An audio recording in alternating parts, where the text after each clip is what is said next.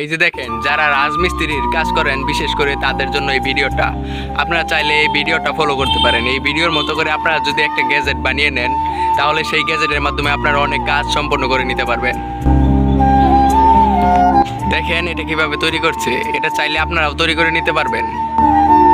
এই জিনিসটা শিখে রাখেন, আপনাদের অনেক কঠিন কঠিন কাজ সহজ করে দিবে এই গ্যাজেটটি।